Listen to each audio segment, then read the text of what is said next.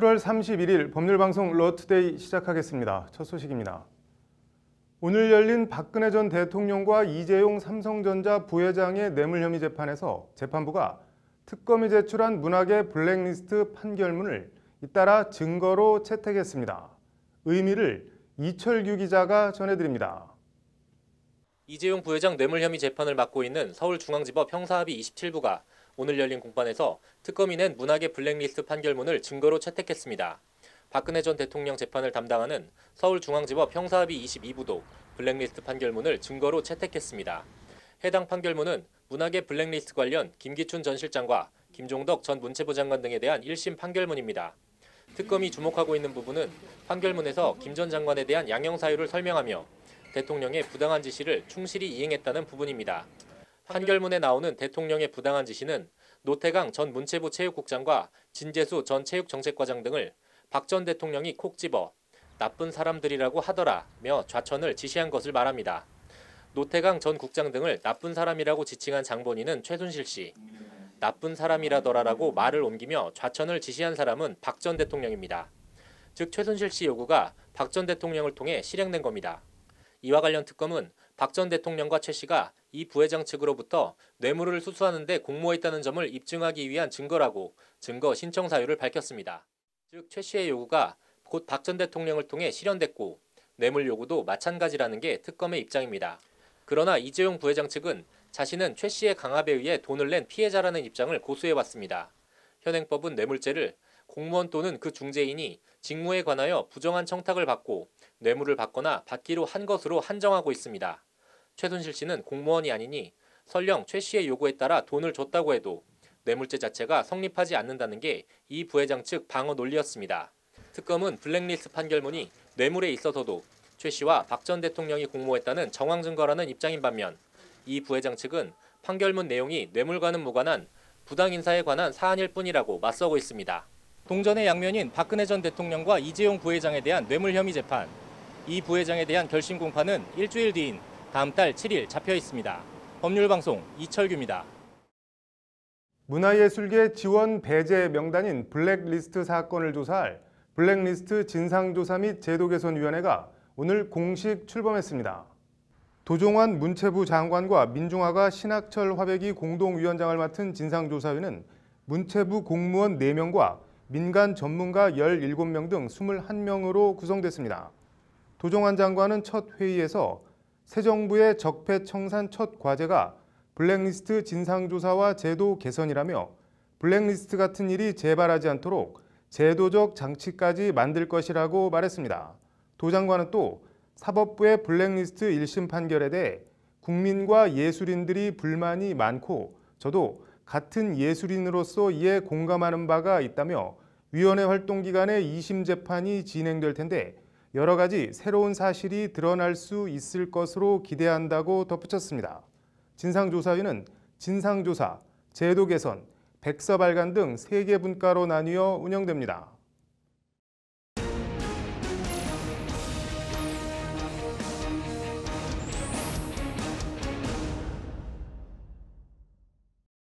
네, 문학의 블랙리스트 1심 선고가 나왔는데요. 관련해서 민변에서 제1심 판결을 우려한다는 논평을 냈습니다.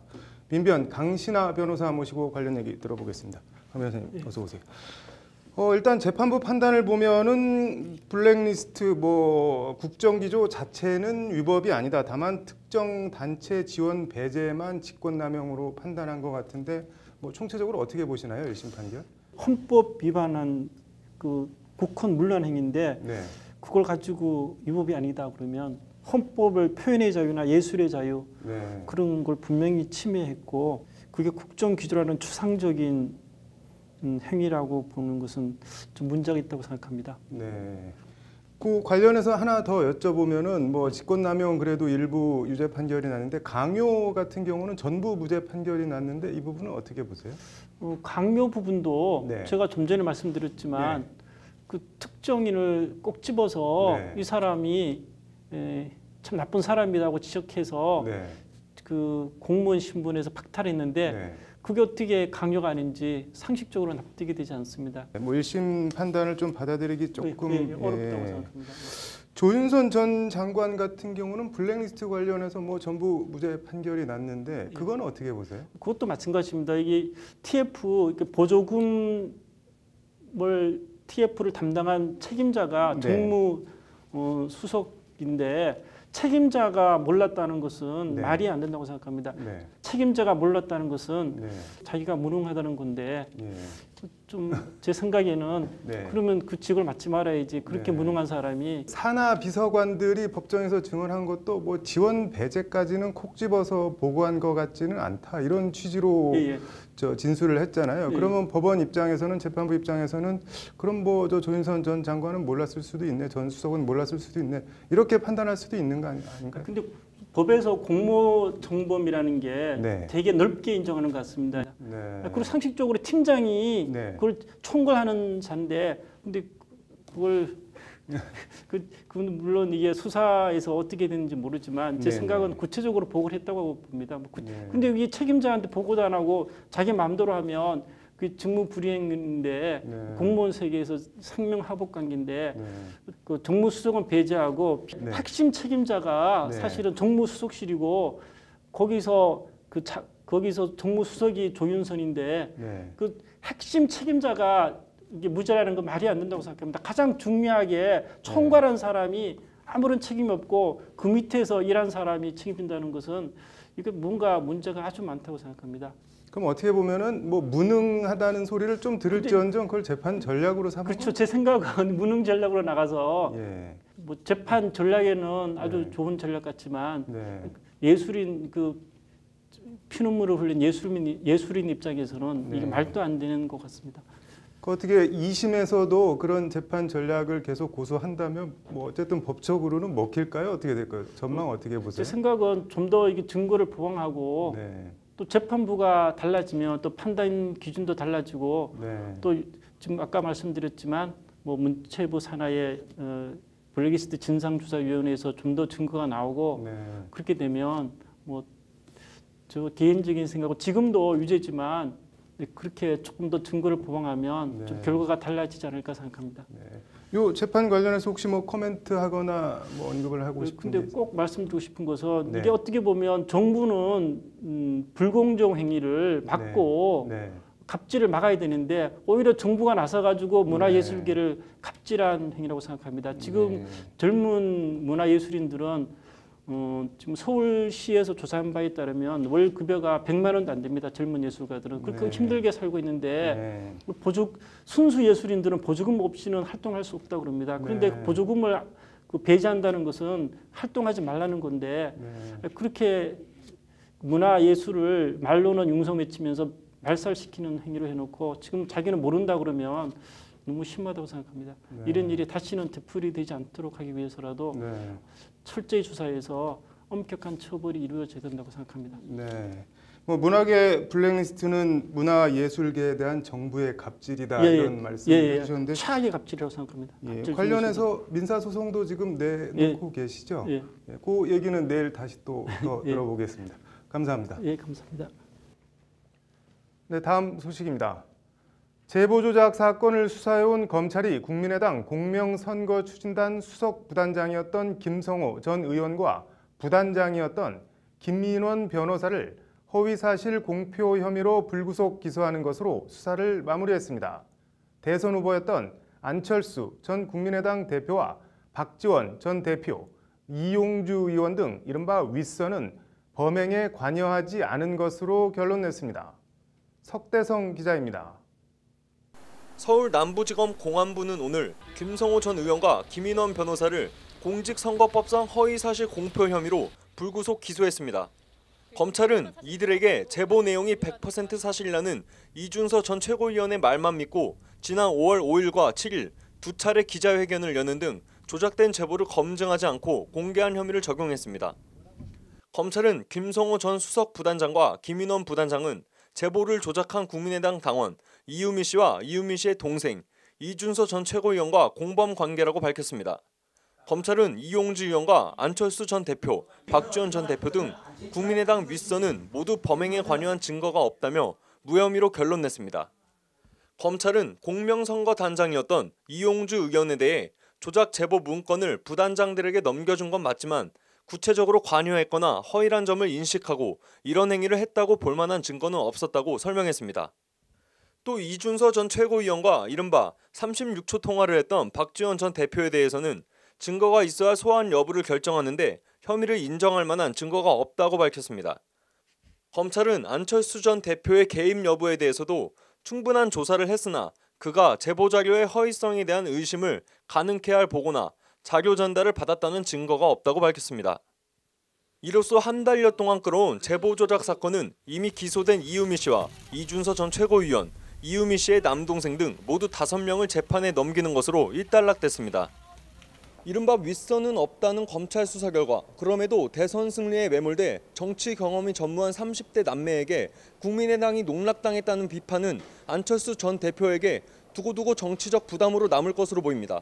법률방송 석대성입니다.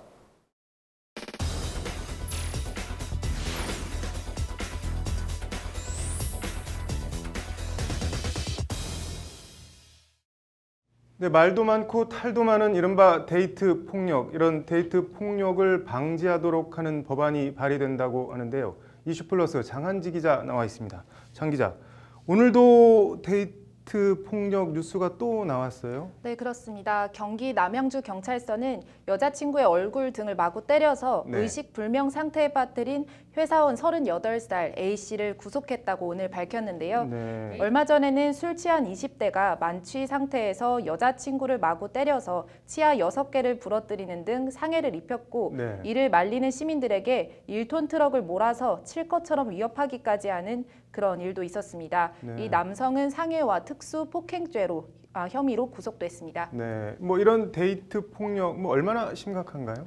네, 일단 통계로 입증이 되는데요. 네. 데이트 폭력으로 입건된 사례는 2014년 6,675건에서 네. 2015년 7,692건, 지난해에는 8,367건으로 해마다 증가하고 있습니다. 네. 지난 5년간 일어난 데이트 폭력 사건 중에 살인이나 살인 미수 혐의가 적용된 사건만 해도 467건이나 됩니다. 네. 실제 2011년부터 2015년까지 5년간 한 해 평균 46명이 이 데이트 폭력으로 숨진 것으로 나타났습니다. 뭐 말 그대로 정말 죽어라고 때린 건데 이런 데이트 폭력을 방지할 법안이 발의된다고 하는데 어떤 법안인가요? 네, 경찰대 교수 출신인 이 네. 표창원 의원의 대표 발의로 네. 이번 주 중에 가칭 데이트 폭력 방지법이 발의된다고 합니다. 네, 방지법이라는 이름이 붙었는데 어떻게 방지를 한다는 건가요? 네, 통상 이 데이트 폭력 현장에 네. 이 경찰이 출동을 하면 가해자의 태도는 남 사랑 싸움에 왜 경찰이 간섭하냐, 가라 네. 뭐 이렇게 하면 사실 이 경찰로서도 딱히 취할 조치가 없었던 것도 사실인데요. 네. 이 부분을 개선해서 남의 사랑 싸움이라 하더라도 네. 경찰이 개입을 해서 할 수 있는 법적 권한을 마련해 주자, 이런 취지입니다. 네. 뭐 법적 권한이라는 걸 어떻게 마련을 해준다는 건가요? 네, 일단 현장에서 가해자를 격리시키는 그런 격리 조치를 할 수 있는 권한을 줘서 네. 2차 폭행을 막도록 하고 있습니다. 네. 그런데 뭐 통상 피해자 뭐 대부분이 여성일 텐데 경찰이 막상 신고를 받아서 갔는데 괜찮다 그냥 가시라 하면 어떻게 해야 되는 건가요, 경찰은? 네, 표 의원 측에서도 그 부분이 제일 복잡한 부분이라고 하는데요. 네. 당사자가 경찰의 개입을 원치 않는 경우에도 네. 폭언이나 위협, 협박, 폭행 시도 등을 하고 있는 상황이라면 네. 경찰이 가해자를 격리할 수 있도록 하겠다는 것이 이제 표 의원 측의 설명입니다. 네.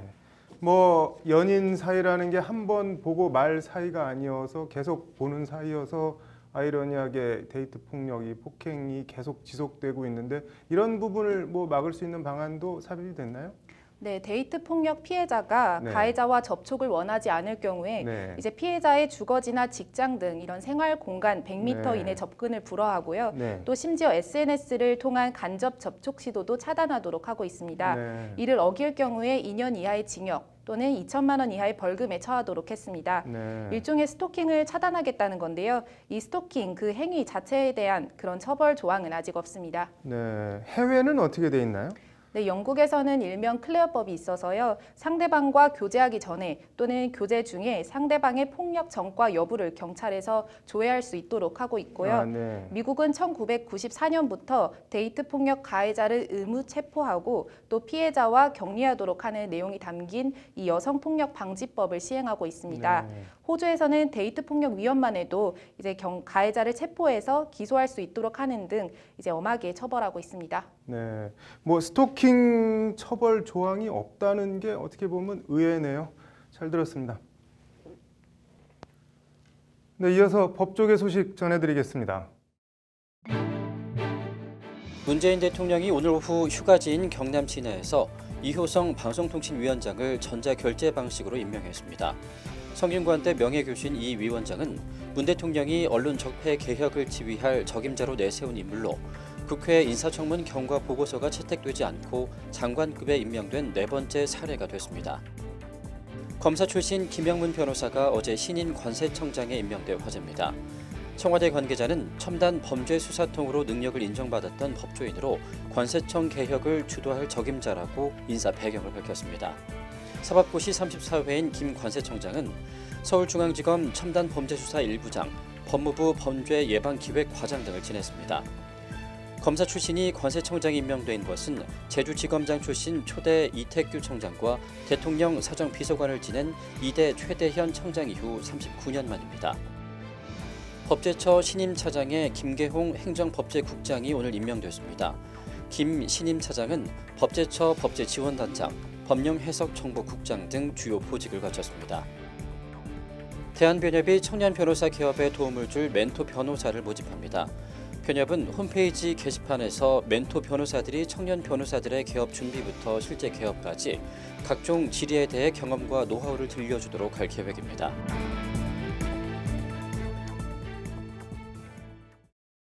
(7월 31일) 법률방송 러투데이 마치겠습니다. 시청해 주셔서 고맙습니다.